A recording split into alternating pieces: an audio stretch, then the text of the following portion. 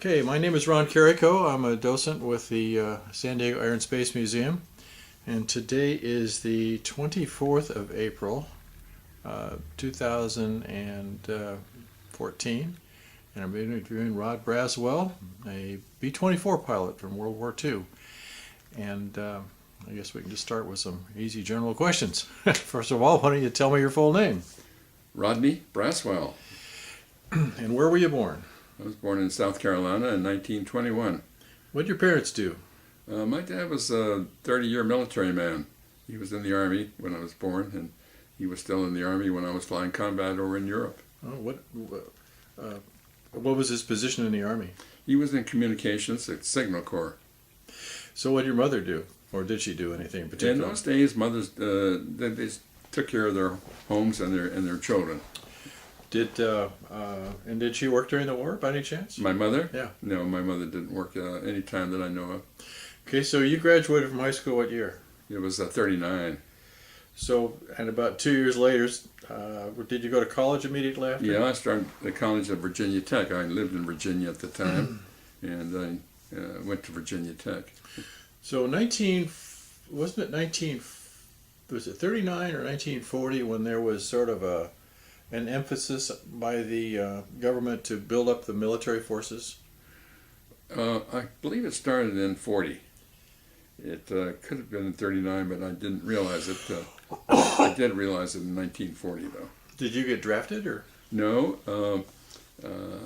Pearl Harbor, as you know, came December in 1941, and I was real good draft bait, so I waited until I finished my second year in February of college, and that would be February 42, and I volunteered for the Air Corps because I had a private license at that time. So didn't they want 2 years of college at that time, early in the... Yeah, I had 2 years of college. Okay, so February 1942, and what was your experience? What had you been flying? Well, I got my license in a little Piper Cub. It was a program that the government sponsored, and they offered you 35 hours of flight time, both dual and solo, and a lot of ground school, and that led to a private license. So I did have a private license in a small single-engine airplane. So the government provided this? Yes. What was the name of the program? CPT, Civilian Pilot Training. I wonder how many people were trained under that. Well, I think a lot of people were, because I run across people all the time that went through that program back in 40. It was the summer of 41 when I took the program. So it was almost a civilian lead-in to being a military pilot to some extent. To some extent, when I got into primary flying, they treated me just like all the other pilots, though. They didn't act as though I knew how to fly or anything. Flying did come easier to me than most pilots because I did have the experience of flying before that. Where did you go for primary training? It was at Thunderbird Field in close to Phoenix. It's actually Glendale, Arizona. It's probably 15 or 20 miles this side of Phoenix. And when did you start there? I went to pre-flight in Santa Ana, and that would have been in December of 42. And then I went out in the class of 43I, I meaning that we would graduate as pilots in September. And when I was sent to Thunderbird in Arizona, that would have been February of 43. What did you train in? They had Stearman airplanes, biplanes, open cockpit, single engine, and had an instructor in the front seat and the student in the back seat. How did you communicate? He could communicate with me, but I couldn't communicate with him. How did he do that? We had some tubes in our ears, and he had a little microphone of some kind that he could speak and I could hear him. So if he wanted to chew me up or something I did wrong, he could do that, and he didn't have to suffer any back talk. Were the instructors civilian or military? The number of military people we had on that base was probably 2. Wow. So all the instructors were civilians, and the base was run by the military, but that's all they had was 1 or 2 people. So where did you go from there? Basic training was then at Pecos, Texas, and that was called basic. And what did you fly there? They had what they call a BT-13, a little more sophisticated airplane, the gear was not retractable, but it did have the planes did have radios, and it was a closed cockpit, and the seating was by tandem, the same as the primary planes, but we had a closed canopy, and we could communicate with each other and on the ground too by radio. And that was the VULTEE vibrator, correct? Yeah, that's what they call it, the vibrator. And then, so how long were? So you got there in what 1943? What time? Well, I'm not sure of the month there, but each place was about 2 months of training. Then you moved on. And so where'd you go from Pecos, Texas? Little place in Arizona, Douglas. Douglas is not much of a town. It's on the map, but not noted for much of anything. And that's right on the border with Mexico. And there I flew a twin-engine Cessna. And now, how was it decided you would go to a multi-engine airplane as opposed to a fighter airplane? I guess somebody decided that without even talking to me. I don't recall being asked if I wanted twin-engine airplanes in advanced training or single-engine. Okay, so what was the airplane you flew in Douglas? That was the twin-engine Cessna. That's that T-70, was that what it was called? I've forgotten the name, the designation, but it was the family car of the air. It had a place for 2 pilots and a bench in the back for 3 people, 3 passengers. Yeah, I actually flew that airplane. I got a multi-engine check out in that airplane. They call it the Bamboo Bomber. The Bamboo Bomber, yeah, that's right. Yeah. You did get checked out in that? Yeah, it did everything at 90 knots. Right. Takeoff, landing, and cruise, everything was 90. Yeah. Well, it was a handful to fly on a, let's see, this is where I start talking too much. Because I was in New Mexico and the crosswinds were just, there was no steerable tail wheel. And, and it was just hard to control on the ground. It was nice in the air, but... Well, I learned to control it pretty well by the use of the engines. Yeah. They always told you not to use the brakes anymore than you had to. That's the airplane, right? And by using the engines, you could control your turns pretty good on the ground, I thought. Yeah, one of my most memorable things was I'd had several rides, in the airplane, and the instructor was saying, well, as you pull onto the runway, you got to save your brakes, and as you pull onto the runway, he said, with all the crosswinds, you just kind of got to feet in the power, and as soon as you get the nose straight, well, then you gas it, Sure. full power. That's true. And then he told me, which worked out pretty good, but he told me one of his students had said, well, yeah, but the last time I tried that, I just went off the runway faster. Well, you ask about a choice of what airplanes I would fly, and when I got my wings in Douglas, all the training is over to become a pilot anyway. They did ask me what I wanted to fly for a tactical airplane for combat, and I told them I wanted to fly an A-20. An A-20 is a twin-engine plane, doesn't fly too high. It's I think a couple of turrets, and the pilot does fire guns too. It does carry bombs. It's mainly used for attacking military targets on the ground without flying real high. Mm-hmm. Well, they did ask me what I wanted to fly, and I told them the A-20, and they sent me to B-24 school. 4 engines, crew of 10, flies high. Yeah, And sent me to Tucson. They sent you to Tucson, and what month was that? Well, 43I meant that I graduated from pilot school in September, and I think I got 2 weeks of leave, and then went on to Tucson. So it was probably in September. Yeah. Can't remember the exact date. So then how long was your training in the B-24? Well, that was in September, and it was in January. They decided that I had enough training. It's time to go overseas, so I got sent to New York, Mitchell Field in New York, to pick up a new bomber that had just been flown in by the girls that ferry the planes out of the factories. And some lady brought me a Ford B-24. Made by Ford. Okay, so you go to training, and when did you go? Were you assigned as a pilot in command or co-pilot, or how was that decision made? I was starting out as a co-pilot. Oh, you did. Okay, okay. And so you flew. Then how were you crewed up? Well, they just assigned a crew to you. They just put the crews together. I didn't have any choice of that. Like Bill or Sam, they get to be the gunners. I never met them before and that sort of thing. And so where did you meet them for the first time? That was in Alamogordo, New Mexico. From Tucson, I did go to Alamogordo, New Mexico. Yeah, I was there too. Holloman. And then from there to New York to pick up the airplane. And how did you get to New York? Went by train. As a crew, as a 10-man crew? As a crew, yeah. Wow. So you get to, I wonder why they had you go there as opposed to come out to San Diego, because other people I've talked to left Tucson or wherever they trained and came to San Diego to pick up a B-24. Well, those people were probably going to the Pacific for combat. I was going to Europe. The navigator I interviewed, he was crewed up, I'm not exactly sure where, but they came to San Diego and then they flew to Europe. So in fact, he went to Italy as well. Oh. So, well, I don't understand that. The military did some strange things, I thought, but in fact, why didn't they send me to Florida and let the girls fly the planes to Florida? Because that was my next stop after I left New York. Right. To land in Florida to get my orders to tell me where I'm going to be going.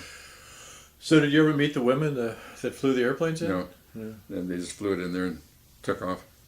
Went back to ferry another plane, I guess. I wonder how many crew members they had with the women. It would probably... Well, there's a minimum of 3 people, 2 pilots and a flight engineer. Right. You're not supposed to leave the ground unless you have that many people. Right, You know? right. And I've made many trips in the United States with just the minimum crew of 3 people. When I got back from combat, I would fly via VPIs from my base to someplace in the United States, and I went with the minimum crew of 3. So the B-24, now the first time you flew, okay, the B-24 you flew in training, was that different than the B-24 you eventually picked up in New York? The one in New York was the late model, the one in training was not. What were the differences? Well, the nose of a B-24 in the earlier models was all plastic and did not have a turret. And the gunners had 2 guns on the sides of the plastic, and they were very maneuverable. They could just move them up or down or sideways or whatever. And there was 3 men in the nose, so there's 2 guns up there, so that was no problem. Two gunners up there. Then my airplane was called an H model, and the ones in training were Ds. And the H model did have a turret in the nose. Any difference in performance? No, they had the same engines. What were the engines? 2350s or something like that? Yeah, 2350s, yeah. Yeah. Pretty reliable, were they? To a degree. Well, when you got a brand new airplane. Your airplane had what, 30 hours on it or so? When you Or got it? less. Did you name it? Not until we got in combat. When I got in combat, I landed at this base as a replacement crew, the 456 bomb group, and they told me that I needed some training in the local area before I would fly combat. And they also told me that my plane was needed by another crew on this mission today, so they're going to take my plane and give it to somebody else. And so when that plane came back on its first mission, it was shot so full of holes, not big ones but small ones, and not detrimental, but and they patched an OD colored bomber with plain aluminum, the bright shiny aluminum, and it was so ugly with all those patches on it.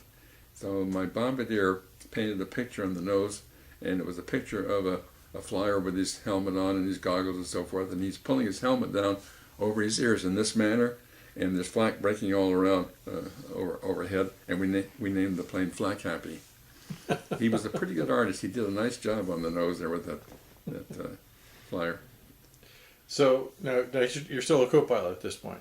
Yes, I was. You stayed a co-pilot the whole time then. No, I got to be the captain of the plane. How long did that take? Well, it took about halfway through my mission, but you see, the pilot that they assigned as the first pilot was a good pilot, but he didn't have much in the way of leadership, and so we agreed that I would be the airplane commander.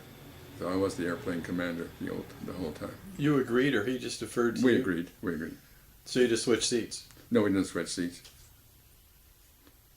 I didn't mind flying the right seat. It was okay. Well, it puts the throttles under your left hand, so... Just a different hand. Well, I mean, that's one thing I've never understood about multi-engines.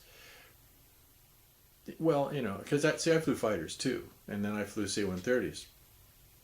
And, in fact, I started off the first multi-engines I flew were C-97s, which was basically...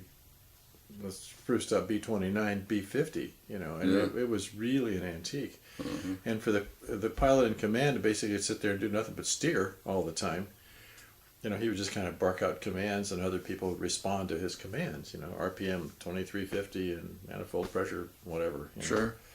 It just seemed weird to me, but then it seemed to me to be the person in command. If you were a tank commander, you'd be sitting there, you know, figuring things out and let some other dummy fly the thing. Well, that's not quite the way it works in flying. When you're flying, you're not figuring anything out, especially in a bomber, because you have a navigator, and he's telling you what courses to take if you're not flying formation. All of our missions were made in formation, every one of them, a daylight mission in formation. But so now, they've decided now you're the commander, and you're sitting wherever you're sitting, and when you're flying in formation, I mean, you told me that you always insisted that your flight keep tight. Right. And how did you monitor that? What do you mean by monitoring it? Well, how did you know whether the guy in back of you was uptight and close or not? I taught him to fly tight formation. Okay, so well, let's go back to, so you're crewed up, you got an airplane, and you went to Florida. Yes, that was the next stop out of New York. What was that for? To pick up your orders, and actually I have to go down to Brazil to go across the Atlantic Ocean. Right. The planes can't make going straight from Florida across. And the point in Brazil over to Dakar, Africa is the closest distance between A and B. And so... how long of a flight was that across the ocean there? well, we started at sun up, and the sun was going down when we got there. And it was February, March? That was February, early February. And summertime down there, so it was a long day. Well, I don't remember the hours, but it must have been about 8 hours flying against the sun. What was the airspeed that you were cruising at? I'd go about 195, possibly 200. And climb out? Not in climb out. But in climb out, what was your airspeed? Oh, we'd be doing about 165 or 75. Just to talk about performance a little more, what was the max gross weight of the airplane, if you recall? Sometimes we'd run over 60,000 pounds, but say 62,000. Okay. And I'm told that the weight of the fuel in your modern commercial airliners, the weight of the fuel is more than that. Oh yeah, way more than that. Yeah, yeah, sure. Well, I had a big airplane. Well, for those days it was. In those days, yeah. And so if you were maxed out with fuel, could you carry a full bomb load? Oh, yeah.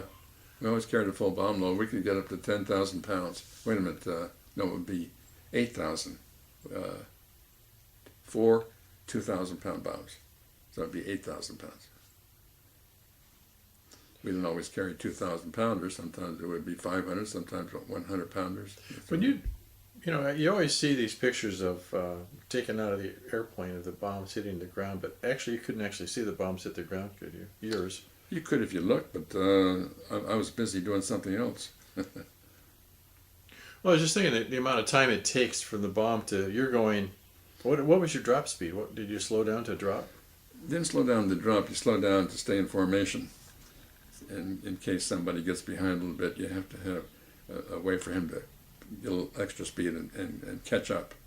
And you're constantly jockeying the throttle, to keep your position. Yeah. But if somebody got behind a little bit for whatever reason, he has to have some extra speed there to catch up. Okay, so you get to Dakar, and now you're going to fly to Italy. No, the next stop is Marakesh in Morocco. And I spent about 3 or 4 days there. Airplane problems or Well, party problems? Or? that was owned by the French, and I thought the French girls were pretty nice, so I stayed an extra 3 or 4 days. And then from there, Morocco? I can't remember the next country. It was in northern Africa. But there was one more stop before I went to Italy. And then the Tripoli, Benghazi, perhaps? No, that's not quite right. We were only there overnight. Miserable night. It was raining and it was cold. I got the plane stuck in the mud the next morning trying to taxi out. That miserable night. How'd you get out of it? We had to have a tow. Did you have you could reverse the props in the airplane? No, they didn't reverse on those planes. They didn't. Huh? Mm-mm.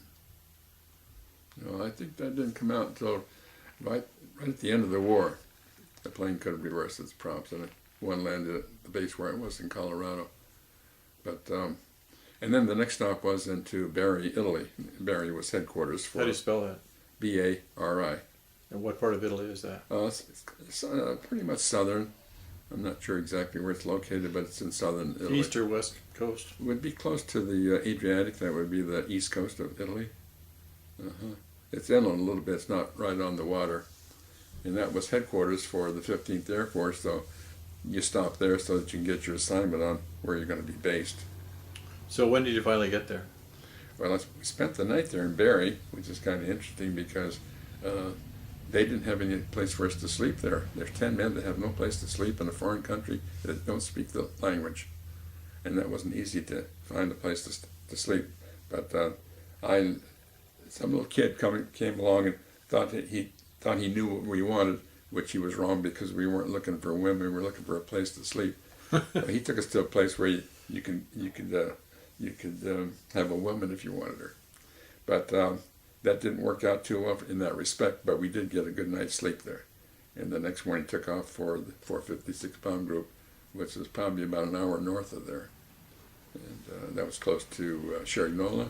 Cerignola is close to Foggia, and Foggia is on the Adriatic. And what was the, do you remember the name of the base that you went to? It didn't have a name, it was just 456 bomb group. No name? Well, we had a little town that was close to it called Stanura. So now the Tuskegee Airmen guys, they were right in that area too, weren't they? Yes, I had contact with one of those airmen, one of the missions that I had to abort, and I was on my way home thinking I'm going to be by myself, and that's not a good position to be in because the German fighters look for single airplanes. And I was kind of nervous about that, but all of a sudden I hear the voice on the radio. It says, "Hello there, B-24 going south. Are you in trouble?" And I looked over there, and there's a, let's see, he had a P-47. They later got into P-51s, but he was in a P-47. And he escorted me until we got over the Adriatic. Then he left me because he probably was short on fuel. Where did you run into trouble? What caused you to abort? Where was it, and what happened? The leader of the flight radioed me and told me that our intercom transmissions was transmitting over the air, and I felt it wasn't proper to go over the target without being able to communicate with the crew members to talk to each other, and I didn't want to go over the target without being able to talk to each other, so I chose to abort. What mission was that in your... Probably about the 20th, somewhere in there. You actually ended up with 50 missions, Yeah, right? 50 missions. Did they find out what was wrong with the airplane that caused it to... Oh, sure, they fixed it, yeah. The problem with the radio, they got it fixed. Yeah, interesting. Yeah. Did your mic button, how would you communicate with the crew as opposed to broadcast over the air? Well, that's what happened automatically. It was the malfunction of the radio. Yeah, there was no button you pushed one way or the other. I mean, You push a button to communicate, right? and it's the same button you push if you want to talk to other airplanes or So intercom. you selected which one you wanted to do. That's right. You select which one. Yeah. And it didn't matter which position was using the radio.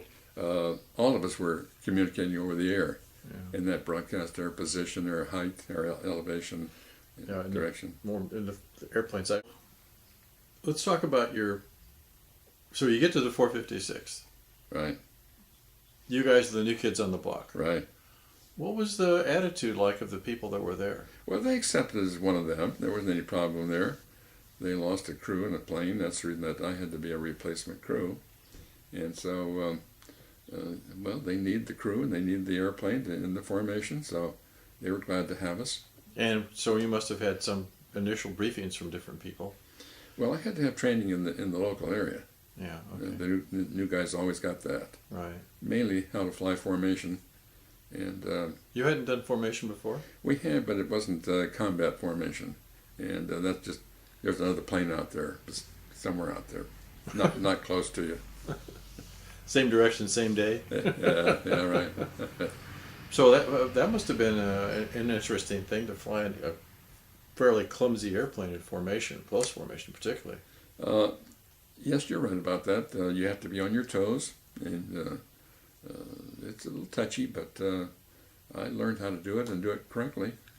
I've just seen, pictures of, World War II, and you see the B-17s all lined up, and the guys are going up and down like that. And first I wondered why, and I thought later, oh, Different air currents. well, yeah, but they weren't trained to be fighter pilots.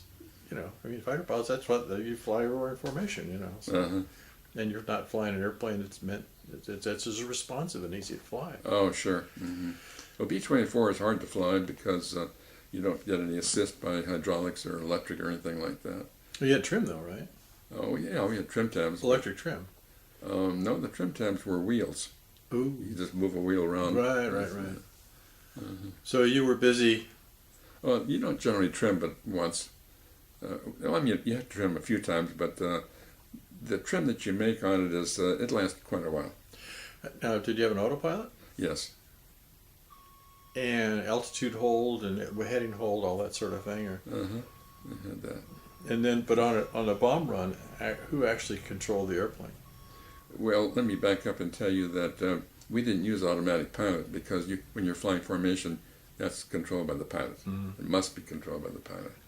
Now, you're asking about the bombardier controlling the airplane. Mm-hmm. There was a provision for that, but when you're flying formation like I was, the bombardier is looking out the window at the lead ship, and when he sees those bombs go away on the lead ship, he pushes the toggle switch, and there go air bombs. Do they drop all of them at once, or sequential? Or? No, they're timed to leave the airplane. There's no, what do they call that, salvoing. We didn't salvo the bombs unless we were in trouble. Then just push one lever and you empty the bomb bay right quick. How did it feel when you released the bombs? The airplane jumped up in the air.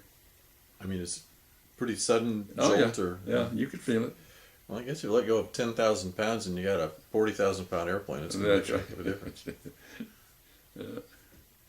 But I suppose you could probably tell the bombs have been dropped by the guys in front of you because they're all of a sudden popping up higher. Well, you can't see the guys popping up like that. You have to feel it because they're all popping up together. Oh, okay. You don't know, you can't notice it as you look, but you do feel your airplane jumping up. So you get some local area checkout rides. Yeah. Now, were there Germans flying around at the same time? We never had a German attack on their base where I was located. We had trenches to go to in case of that, but we never had an attack of any kind by the Germans. When were the Germans still flying out of Italy at that point? They did have air bases. No, wait a minute. They did not have any air bases in Italy. Oh, that's wrong.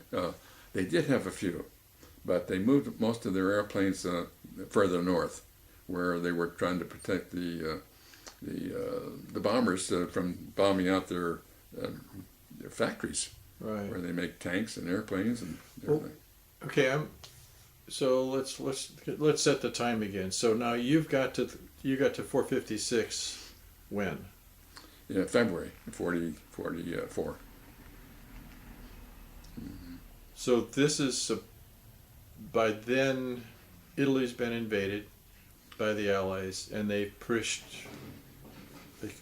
By that time, had they gotten all the Germans out of Italy yet? No, Rome was in the German hands when I landed there. Mm-hmm. In fact, I bombed at Rome one time, an airport there, airfield, the Germans had.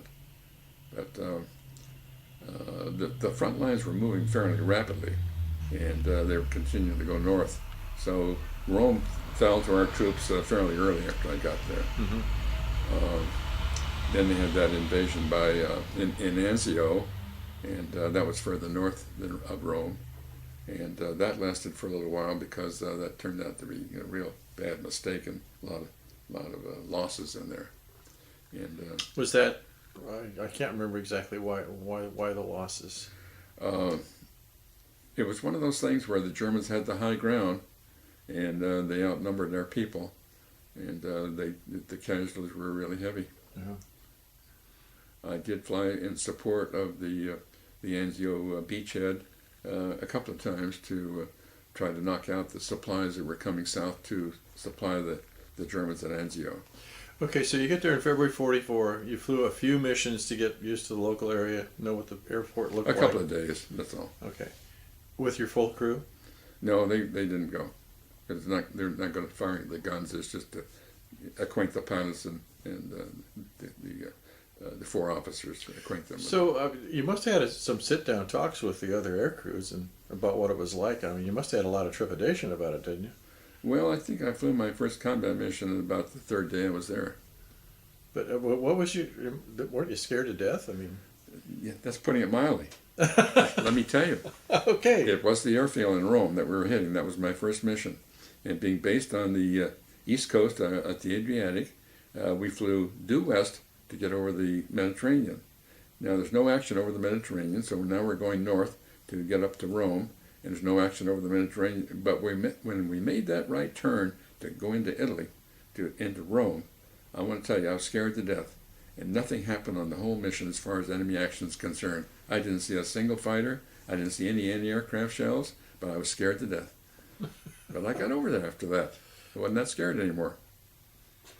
So, when was your last mission? What date was your last mission? That would have been in late October. No, wait a minute.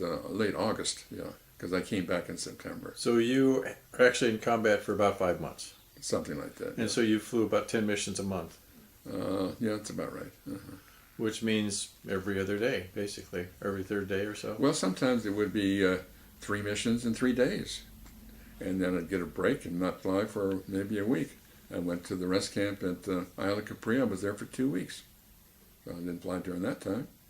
And then I got a couple of breaks and I went back to Bari, headquarters of the 456 Bomb Group. That was a big city in occupied Italy. And so I wanted to go to the big city and look around, you know.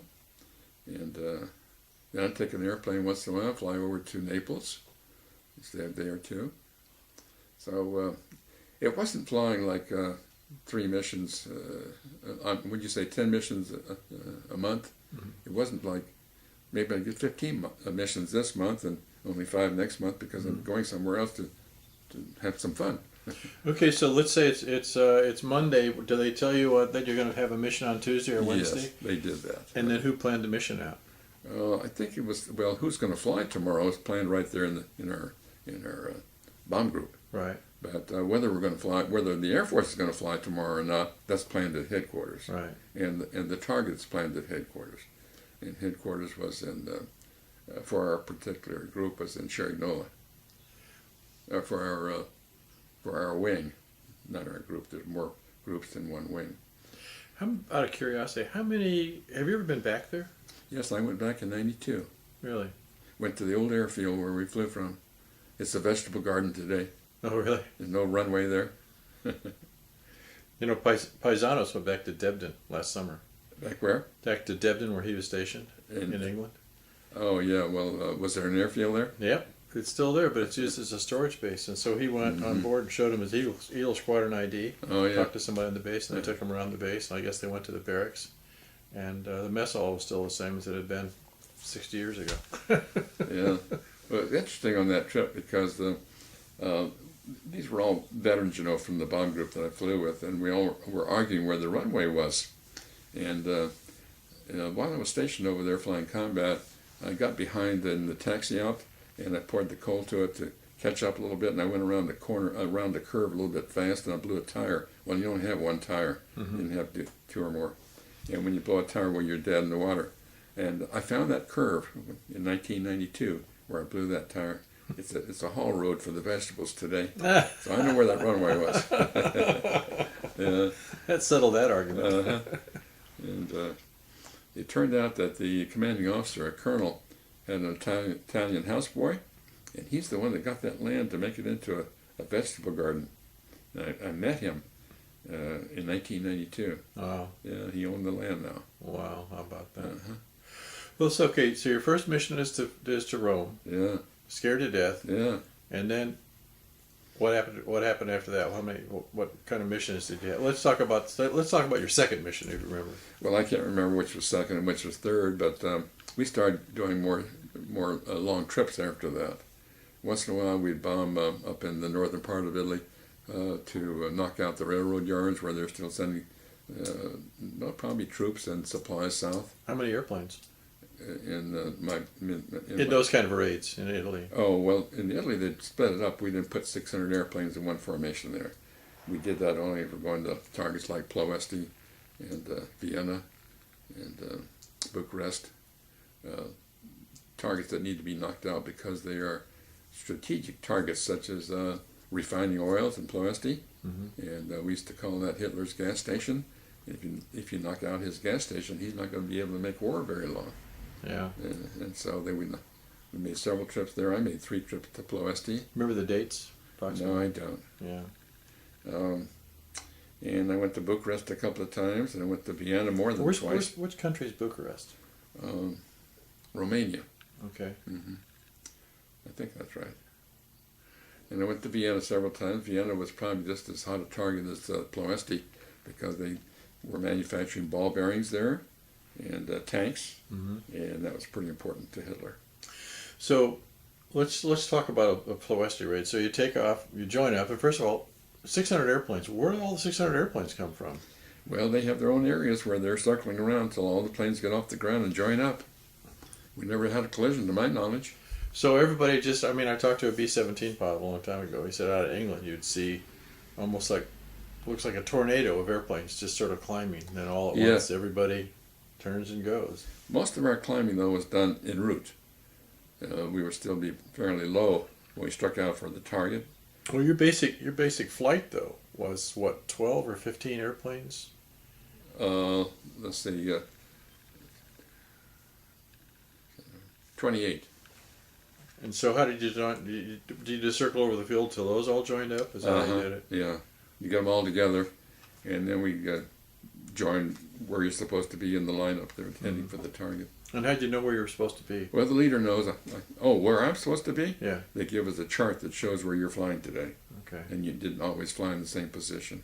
How many hours before a mission did you brief? Well, the briefing didn't last too long, but I think we're getting out of bed about 4 o'clock in the morning, 3:30 or 4. And 2 or 3 things have to happen. We have to have breakfast, and we have to have the briefing. And I don't think that lasted more than an hour. Probably less, and then we have to return to the airplanes and brief the crew, because I have heard about in England where the crew, the gunners went to a separate briefing, but that didn't happen in Italy where I was. We would go back and brief the gunners on where we're going today and what to expect in the way of enemy airplanes and so forth, like we learned from the briefing that we went to. So be you and the pilot, just you and the other pilot. 4 officers. 4. Oh. We got a bombardier and a navigator. Oh yeah, that's right. They were all 4 officers went. And then after that, you have to pre-flight the airplane to be sure everything's working pretty good. And you do run the engines for a little bit, and then kill the engines, and then get some more gasoline to replace what you burnt for the warm-up and so forth. And then they'll fire a gun out of the what they call a Bari pistol. Bari pistol has a muzzle of about 2 inches, and it fires a flare. And when they fire the flare, well, that's the signal for everybody to start taxiing out, and you know your position, so you wait for your position to get in line for the taxi out. How many seconds between airplanes? You mean on takeoff? Yeah. I don't recall that, but it seems like the first plane, the plane ahead of me has to be in the air before I leave. Oh, really? Yeah, the runway wasn't very long. When you get to the end of the runway, the airplane did not have flying speed. You have to pull it off the runway. Use power to get off the ground. It wouldn't fly off the ground by itself. The olive trees at the end of the runway were burnt to a crisp. Oh my God. What was the runway, like 4,000 feet or so? I don't recall the length of the runway, but we need a little bit more.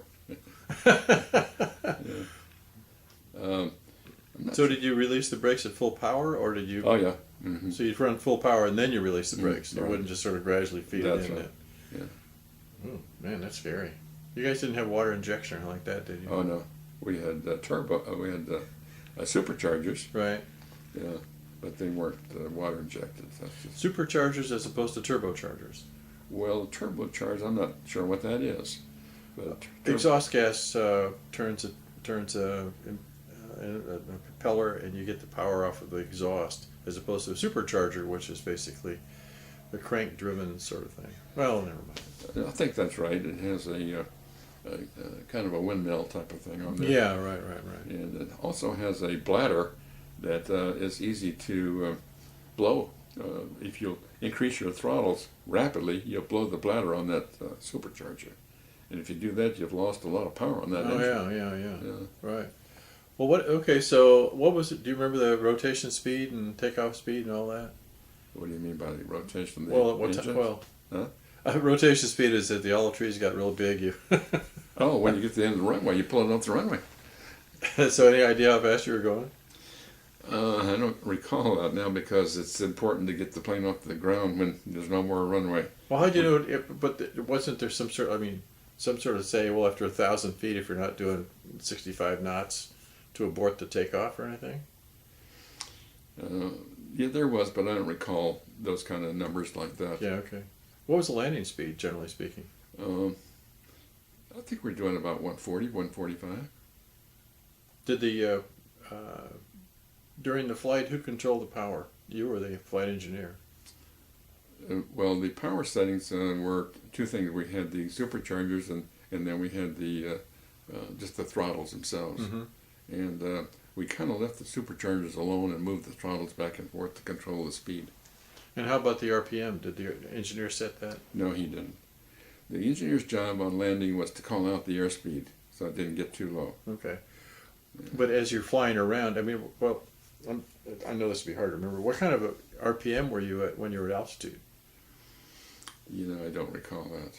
I don't recall the power settings. I'm pretty sure we were running about 2,400. Yeah. You're calling out 140, probably touching down 110, 115, Yeah, something like that. about 110, I think. Were there fighters at the base at the same time? At my base? Yeah. We had no fighters. We did have a group of planes that were British. They were flying Wellingtons there. Oh, really? They went at night. We went in the daytime. Yeah. Yeah. Did you ever have much to do with the other guys or had drinks They were together? not a real close area from where I was located. And I'd see them once in a while and just in passing say hello. That's about all. Yeah. I thought you might be having a few drinks together since. Well, I didn't like the British very much because I was visiting my American nurse over in Naples one time, and I went to the Naval Officers Club because they closed the Allied Officers Club at 9 o'clock, and they didn't close the Naval Club till 10. So I could go up to if I could find a naval guy to invite me up to his club, we could go up there and stay till 10. You know, this one night I went up there and I had the only girl in there, the American nurse, that I dated once in a while, and they wouldn't let me dance with her. And I got in a fight with them. They threw me out in the street. So I don't like the British too much.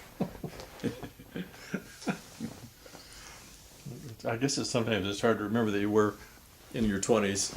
That's true. Point. That's true. Yeah, I was 20. I was 22. Yeah, it seems like every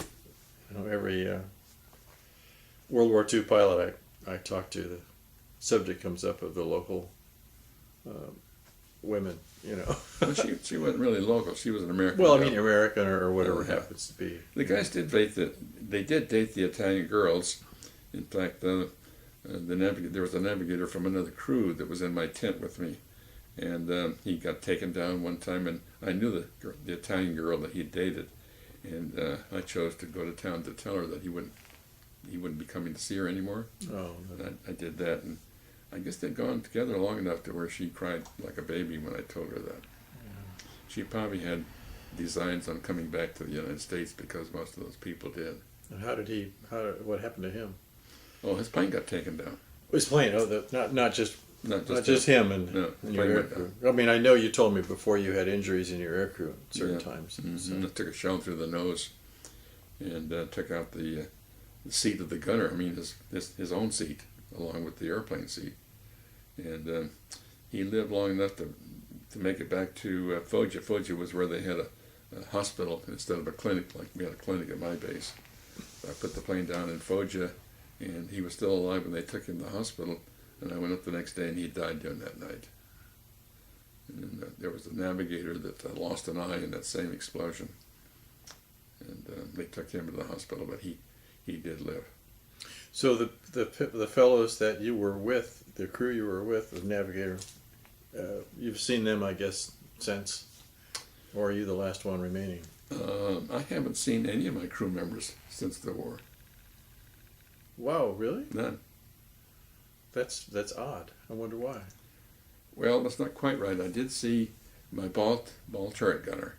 When I came back from combat, I went to Denver to Lowry Field for a course in armament maintenance, and I was there about 4 months going to school. And one day the teacher announced that they had some combat-weary people over at Lowry Field, another base there in Denver, and that they don't have any duties, and they'd like to try to keep them busy as much as they can. So they're going to bring them over to the schools here today, over at Lowry, not Lowry, but at Buckley where I was.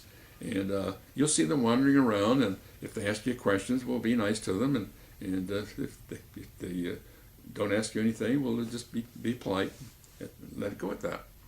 And we all thought, well, that's fine. And lo and behold, here this group comes over. It's about 12 of them, and in that group is my ball turret gunner. And he always was a goof-off, even in combat. Many times he'd come to the plane drunk, which I didn't like, so I put him in the tail and let him try the guns out back there. Then I'd rock the rudders a little bit and make him throw up, and now he's sober, and you can go back to the ball turret. And so there he is among that group, you know, that they're all goof-offs, and he says, "This is the best job I ever had." He says, "I can tell the commanding officer to kiss my butt if I want to." And get away with it. So that was really something. But I guess that was the only crew member that I ever saw after Well, what happened to the pilot and the other guys after the war? See, I flew different crews so many times, and that I wasn't keeping up with my crew exactly. So when I came home, there wasn't anybody else in my crew that came home with me. So did you eventually change seats from the right seat to the left seat then? Some of the flights I did, not too many. I liked the right seat okay. I flew left seat. So I flew first missions with several pilots that were coming over there for the first time. So you were sort of checking out the new guys. Yeah, I'm checking them out for flying tight formation and getting acquainted with the local area in the air and so forth. Well, with everybody, I'm sure everybody had a fairly short duration there, 4, 5, 6 months at the most, probably, That's to get about big right. commissions. So you'd have a constant turnover of people. No. The first group that returned because they had 50 missions, most of them got shot down. They never returned. But the first group that started going back was only just a few missions ahead of me. See, my group only had about 2 missions when I got there in February. They hadn't been there long. So I'm almost even with them. I may have been even with them. I didn't check to see how other people are doing. But I think there's only 2 or 3 people that left before I did to return to the States. Wow. Yeah. So to me, it just seems like people would just be scared to death every mission. No, I mean, it seemed like there'd be a lot of times when airplanes would turn back because they just said, no thanks. I don't think that happened. Really? I really don't think that happened.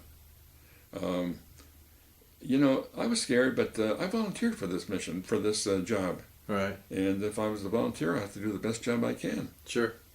And I was scared, but actually I was busy too, flying combat. Right. I saw the shells breaking. I saw the planes dropping out of the sky. Yeah. I saw the German airplanes attacking my group and my people. Yeah. And I saw the enemy aircraft so thick up there it looked like we couldn't fly through it. I saw all these things, but I was busy. When you got to the target, like, well, let's say Ploesti, how long did the flak actually last? It wasn't that long. It could have been 4 or 5 minutes. Okay.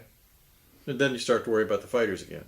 Because the fighters are laying off to the side. They're waiting for the bombers to get off the target. They don't want to get shot down from the enemy aircraft. Yeah. And air fighters are over there too. Maybe they're dogfighting with air fighters. I don't know. Wow. So did you actually see the dogfights going on? Could you actually? Yeah, I could once in a while. I had other things to do, but once in a while I'd look over there and see it.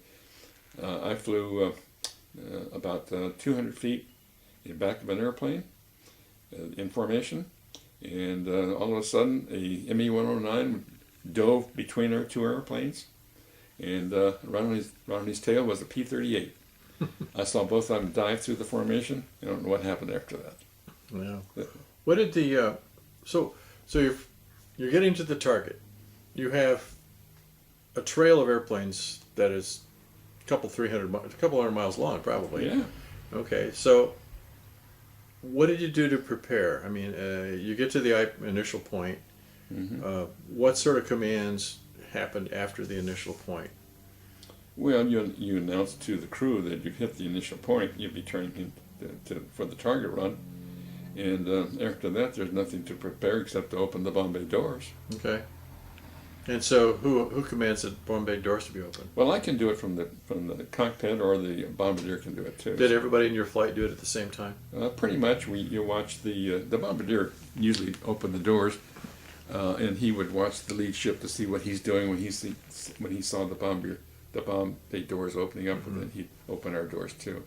And so he was dropping on whatever lead was doing. Yes, what the lead did, well, that's what he did. Did everybody have a bomb sight at that point? I mean, I know they didn't need bomb sights when you're watching the lead guy. All the planes had the bomb sights in them, though.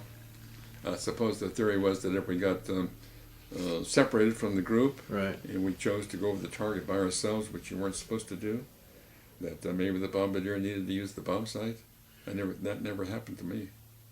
So that bomb sight, there was some sort of way to destroy the bomb sight, wasn't there? Yeah, we had pistols. We carried a pistol with us each. You shoot holes in the bomb sight? I thought there was some way to blow it up or something. No, you have to shoot it. It turns out the Germans had a better one anyway. So I never heard that. Really? Oh yeah, there was an article in that Smithsonian Airspace magazine. Actually, the plans got out in 1938 or so. For the Norden bomb sight, and the Germans actually had the plans, and they compared it with their own. Theirs was better. So all the idea of protecting it and everything was not necessary, apparently. Well, I would imagine they were able to capture some of those bomb sites too, because when a plane got shot out of the air, it probably would crash on the ground, but not necessarily in a manner that would destroy the bomb site. Yeah, I mean they had three. The Germans had three, I think, B-24s and a whole slew. Oh, I've seen a black B-24 up that the Germans were flying. Yeah, you saw it? Yeah, he would be off to the side, flying the same elevation. Oh, you saw him, huh? Oh, I've seen him, yeah. Over in the Pacific, they excuse me, they had Tokyo Rose that used to broadcast to the troops over there, and over in Europe we had Axis Sally, and she would broadcast. Actually, she'd start broadcasting when we were on our way home, past the target. We'd been to the target, now we're on our way home. So you could tune into her broadcast and listen to her. I didn't do that, but some of the crew members did, because I needed to maintain what was happening with the lead ship, and maybe he wants to talk to me or something like that, although he can break in on whatever I'm listening to. But she would broadcast and tell what planes got shot down today, what bomb group they're from, and names of the pilots and so forth. No kidding. Yeah. And then she'd play some nice music, the popular songs that were popular in those days. So when you were actually flying and you saw somebody, I mean, it was not unusual to see the B-24s falling out of the sky. Not unusual at all. Wow. How many How many could you see at a time, just as a number? 2, 3 at a time during the bomb run, or? Usually there was 2 or 3 or more. Wow. Yeah. And hopefully there's parachutes coming out of them.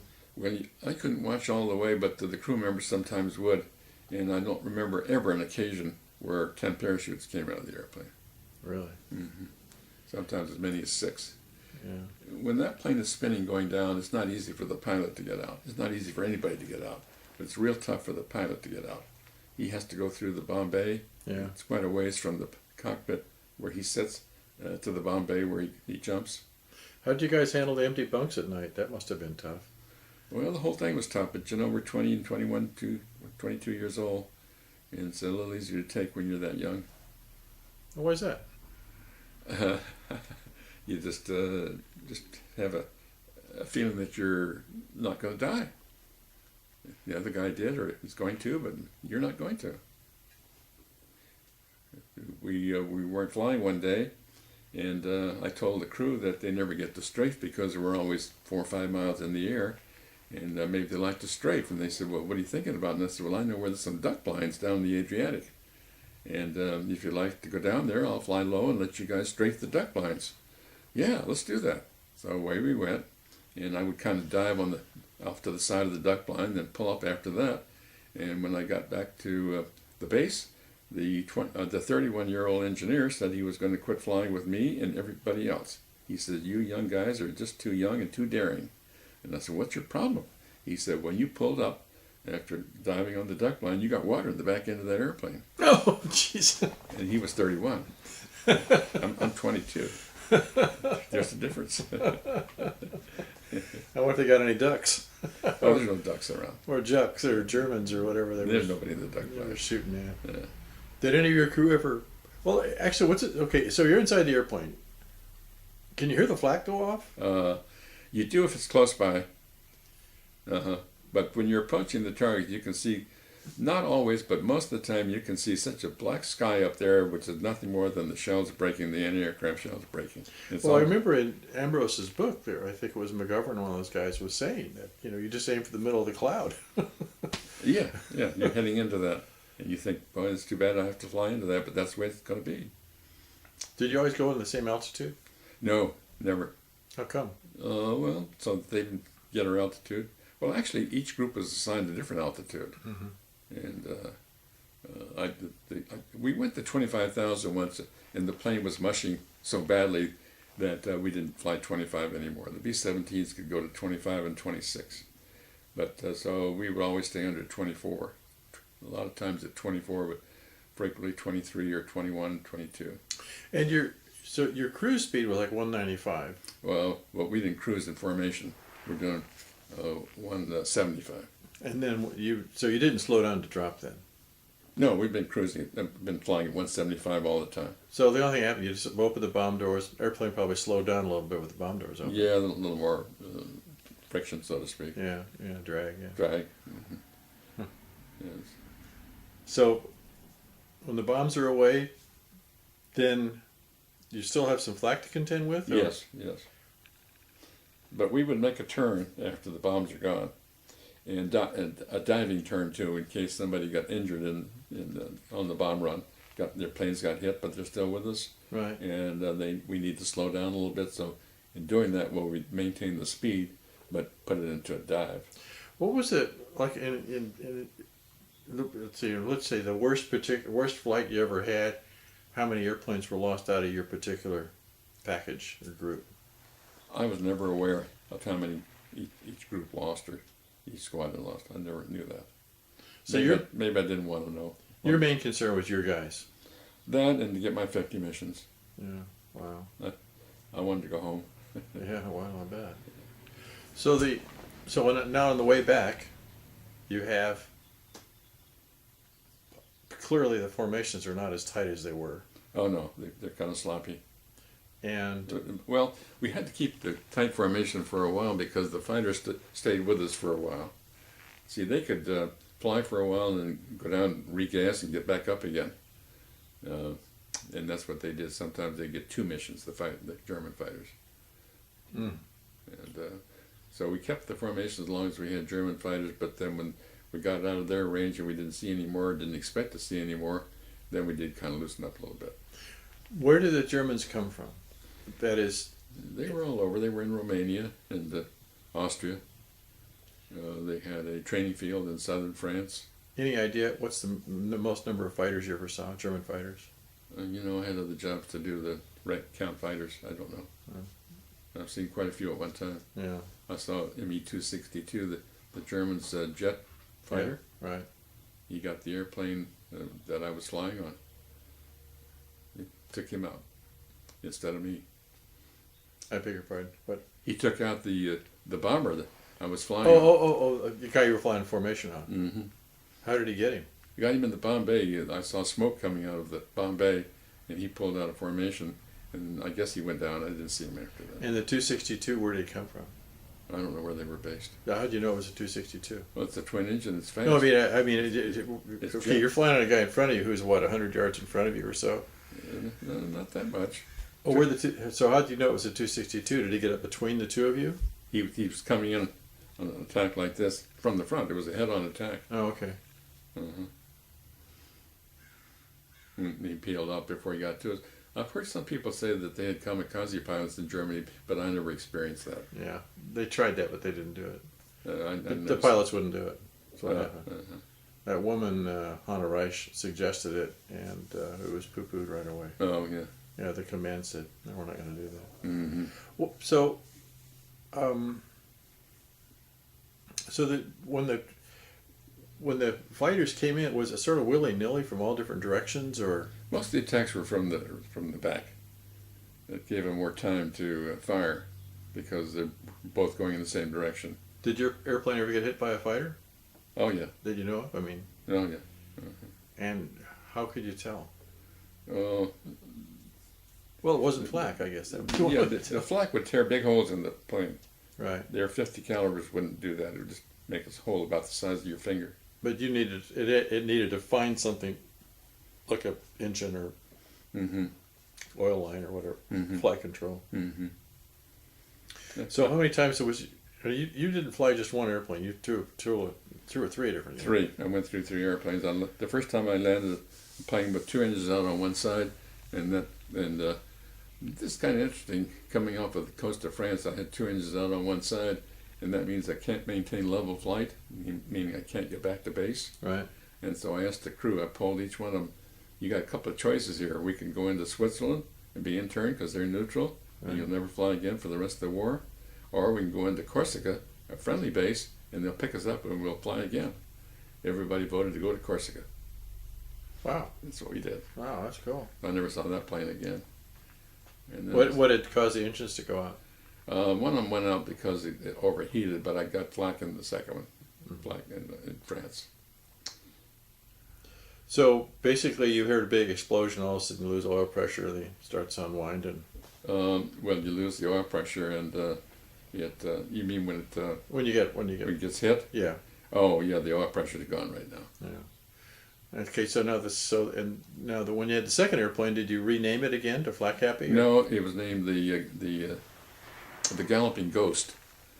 Somebody named it for me, and I crashed that one up at a friendly field that was occupied by the South Africans, and I called for landing instructions up there, and the South Africans are pretty much British in those days. Right. It's changed since the war, but in those days they were British people, and I called for landing instructions to go in, and it was about a good 5 minutes before anybody answered on the radio. Finally they came on, and I said, well, where have you been? I've been calling for landing instructions for 5 minutes. He said, well, it's tea time, you know. And shut the word down for tea.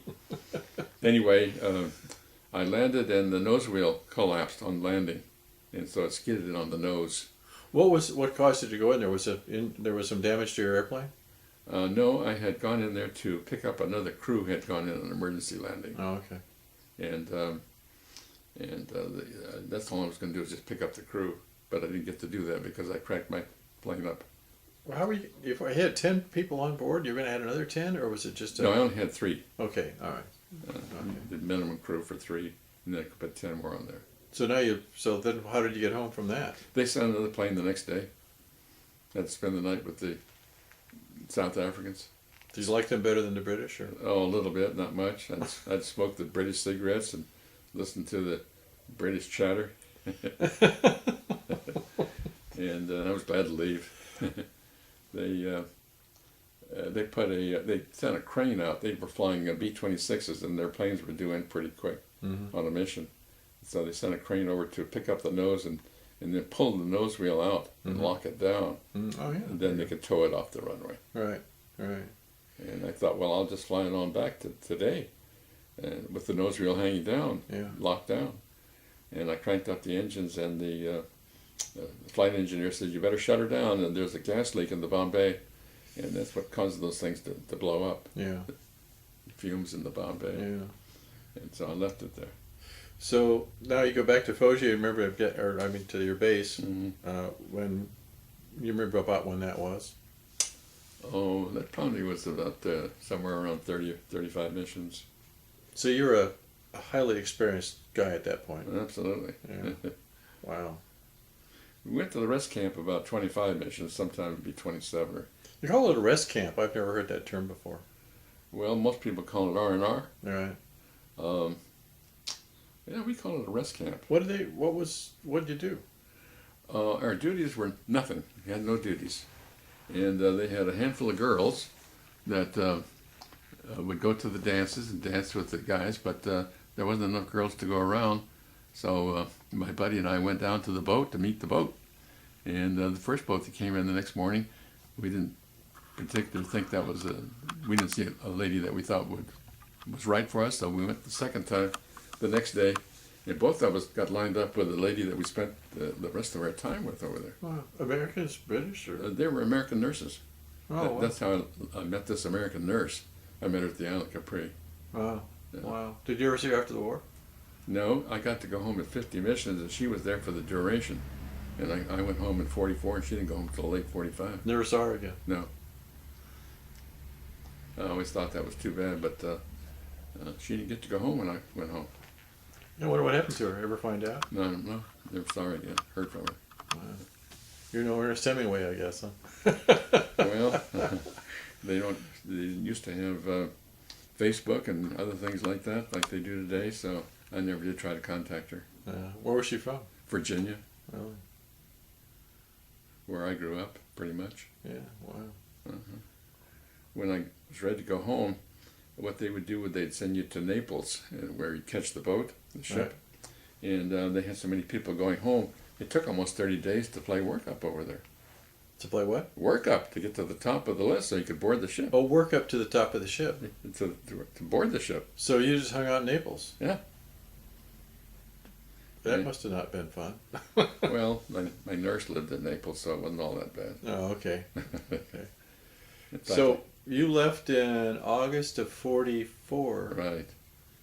And really that's about the time that they really started beating up on the Luftwaffe in Europe. That's when I think the tide really turned for aviation in the later part of 44. Well, that could be right, because I spoke to a pilot that flew with my bomb group at one of these reunions that we had, and he came later after I had left there, and he said in January of the following year, that would have been 45, he said a lot of times the gunners didn't even get in the turrets because they weren't going to see any enemy action. I talked to Bud Anderson a few months ago. I don't know if you know who Bud Anderson is. Well, he had 16 kills, 16.25 he points out. Was he flying P-51? P-51. In Europe? Yeah, and he's a fairly famous guy, and when I asked him on the phone if there's anything he had never talked about, because he's been interviewed so many times, and I said, "Is there anything you'd like to talk about?" He said, "Yeah, I want to talk about how we beat the Luftwaffe." He called it the Luftwaffe, and so anyway, he met at the museum, and so that's how we started it, and he explained what happened. And the idea was early on is that the fighters would stay with the bombers, and but they couldn't go below 18,000 feet, so they could chase away the Germans, but then they had to go right back up and rejoin the formation. And apparently late in 44, Jimmy Doolittle came and became in charge of the whatever Air Force it was, 9th Air Force, and 8th Air Force, and he went to a base and he saw a sign that says the mission of the fighters is to protect the bombers. And he said, "Take down that sign." He said, "The mission is to kill the Germans, to kill the Luftwaffe." And so he removed that, and they just went after him. If the Germans attacked, they followed him all the way back down to the base if they had to get him. So that's what really turned the tide, because after that the Germans didn't hardly want to get up anymore, and they just shot them down like crazy. So then it became a lot easier for the bombers to get through. Mm-hmm. And then they just had to deal with the flak. Yeah. So flak wasn't easy to deal with. That got more bombers than the enemy planes did. Oh, I'm sure. Yeah. Well, it just seems so odd now to think back about how they did it in those days. I mean, now you would send in a cruise missile and don't even see the enemy plane. It was usually covered with smoke bombs. You couldn't see the target. Smoke bombs? Mm-hmm. They smoked it over. Oh. Wow, interesting. So how'd you know where to drop? They had radar. Oh, that's right. Yeah. And so it was a radar drop sort of thing. Yeah, radar drops. Mm-hmm. Was that going on when you got there, or was that... No, it was developed a little bit later. As a matter of fact, sometimes they would smoke a different area than Ploesti, and the bombers would drop on that smoked area. Well, these were the biggest missions you went on then? Well, they were probably the longest of the Ploesti raids, are the longest, but there were other targets that were just as hot as that Ploesti. For instance? Well, Vienna, where they manufactured airplanes and tanks and ball bearings and that sort of thing. You know, they didn't want to see those factories get knocked out, and they heavily defended. What were the mission durations? 8 to 9 hours.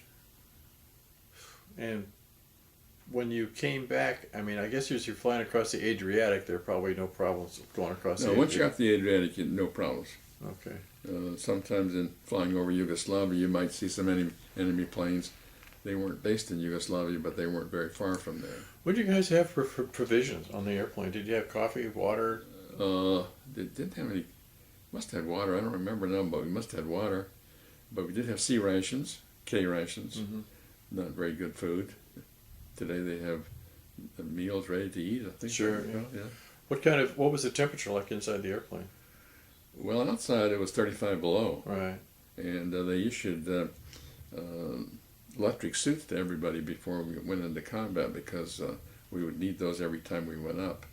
And one of the gunners that was back in the waist, and he has to open the waist window to fire his gun out the waist, and his suit had shorted out, and there was only one place to get one, and that was for me to give him mine, and I did that.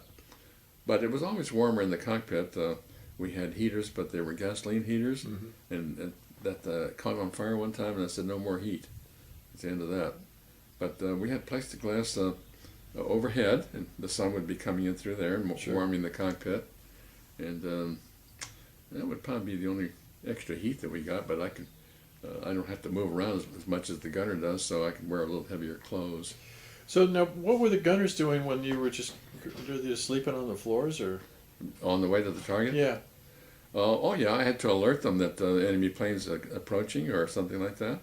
And so they would open up some doors to expose the guns then? Well, just the two waist gunners had to do that. Mm-hmm. Everybody else was in a turret. And I think they were in their turrets, really, somewhere before we got to the target. People smoke on board? No. Oh, yes, they did, too. Yeah, you did. I smoked at that time. And even though I was wearing an oxygen mask, I still smoked. You have to take a puff and put your mask back on after that. And take the mask away and take a puff. Well, you got to do something to relax. Yeah. You guys ever have any alcohol on board when you come back to celebrate? The medics gave us 2 ounces of rye whiskey. The medics did that. And that was the extent of the alcohol that we were able to get. But that's back on the ground, though. On the ground, right. So what did you do to debrief? Oh, well, we had a debriefing, all right. We'd go to a debriefing officer, and he would debrief the entire crew and what we saw, and how many enemy planes, how many guns we thought there were there, and were the guns accurate, fighters accurate, all that kind of stuff. Did you get information about other guys that had been shot down as to whether they were captured or anything like that? I got information about a bombardier that I knew, in that he went down in Switzerland. The pilot took him into Switzerland. He got interned. Mm-hmm. And I found out that he was working in a bar at night and going to school in the daytime while his military pay is building up. So he had it made in the shade. Well, I know a lot of them, they didn't know what to do with them. They put them up at ski resorts. Up in the mountains someplace. Uh-huh. Yeah. There are a lot of airplanes. At the end of the war, there was over 80 American airplanes down there In Switzerland? in Switzerland, Uh-huh. and they spent hundreds of thousands of dollars to repair them, to fly them up to England. Tremendous amount of money was spent to repair them to make it flyable to fly up to England. Of course, then they just burned them up and destroyed them. It's, is that the U.S. government? Yeah. Yeah. So now you had 2 guys, one guy killed and one guy Lost an eye. lost an eye, and of course he was done. He went home after that, Mm-hmm. and then there must have been, when you landed, there must have been 50 caliber machine gun shells all over the place in the back of the airplane, weren't there? Definitely. Wow. Mm-hmm. They didn't just go out of the airplane when they. Well, I suppose some of them did out the waist window, but the ones that were in the turrets, they wouldn't go out. And your gunners, did any of those guys ever get injured? No, I never had any injuries to the gunners. Oh, they were lucky, weren't they? Oh, yeah, we're all lucky. Or maybe I was a good pilot flying tight formation. Yeah, well, that seems to have been part of it. Okay, so to kind of wrap up here, so now you get back, you go to Naples, you're there for a month. get on a ship, come back to the United States? Mm-hmm. And when did you actually get back to the States? I can't remember for sure. It seems to me it took about 10 or 12 days to make the trip. The ship zigzagged a little bit, and we did not have any escort. We were by ourselves, and the theory was that we were fast enough to where we didn't need an escort, although we did get a blimp of some kind, a manned blimp. It was with us for about 2 days out of Naples. Oh, Not really? Naples, but Spain. Right. He stayed with us through the Mediterranean about 2 days past Spain, and then he didn't have enough fuel to stay any longer, so he left. Was it merchant marine or a Navy ship? We were Navy, yeah. What kind was Victory ships? It was a big one. Yeah. Uh-huh. Where'd you land? Patrick Henry, Virginia. Wow. And then got a train to, let's see, I had to get off up in Monterey. I'm not sure why it was Monterey. And then from there, I caught another train from there down into Glendale. Got off in Glendale, where my girlfriend lived, Mm-hmm. and I stayed at her house for 2 or 3 days. Then she and I left to go get married, and we got married in Yuma Oh, wow. in the middle of the night. Oh, boy, what a difference in temperature, huh? Really? Yeah. So what? So then, and you were married ever since, right? I mean, No, your wife passed. no, I lost my third wife last year. Oh, wow. Jeez. I lost my first wife with 3 teenage kids at home, Oh, sorry. and that wasn't real easy. I learned to cook in a hurry. Yeah. Yeah, it's tough. What? So when did you actually get out of the military? On November 11th of 1945. I went in 1940. And you got out based on some sort of point system, right? Right. They announced a point system, so everybody would add up the points, and you got points for having been on so many missions and having been overseas and having spent so many months in combat or something like that. And I added my points, and I had the second highest number of points on the base. I was at Pueblo, Colorado. Right. And that's where you were basically the maintenance officer. all right, I'm a maintenance officer right, there. yeah. Yeah. So when did you? Where were you when the war? Let's see. Where were you on VE Day? I was in Pueblo, Colorado. Okay. And how did you hear about it? Probably through radio or somebody else told me. Did it sound like the war was kind of wearing down at that time? You talking about VE Day? Oh, Yeah. sure. It sounded like the war was practically over. Okay. That was my war, in Europe. Yeah. And so, of course, there was a war in the Pacific, but And you? Oh, actually, not to come think it, you were you were over there when they had invasion of Europe, weren't you? I definitely was. How'd you hear about that? Well, they primed us on the fact that they were going to have 2 invasions. One would be in southern France, Mm-hmm. and if you had over 35 missions, you probably wouldn't be around to make the southern France mission, because you needed to train at night. The planes were going to fly at night, and we never flew at night. But that mission had to be made at night. And so if you had over 35, you didn't have to take the night training, because you probably would go home before then. So there was actually a contingency for that, and you guys and people trained for it. Yes. I never heard that before. Yeah. Oh, yeah. Nobody knows about that. Kind of an insignificant invasion. But that was made, and I don't remember the year, but it was the Normandy invasion. They might have just put it out there knowing that information would leak out, and that probably just confused the Germans. Maybe that's why they did it. Mm-hmm. What? So now, where were you when the atomic bomb was dropped? I was in Pueblo, And Colorado. how did you hear about that? I think it was just people talking about it.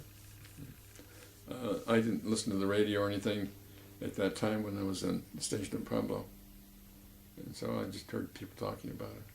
What was your impression when the war was over? What was that thought? Oh, yeah, I'm very happy about it, like everybody else. Very, very happy about it. Yeah. And I thought it was a good thing to drop the bomb, because the number of people we would have lost would be enormous. Right. I heard that they armed every Japanese citizen, male or female, with some kind of weapon. Sometimes there were pitchforks, baseball bats. They all had a weapon. So when we sent our boys ashore, they're going to be ready for us. Yeah. So you got to know the casualties would have been really heavy.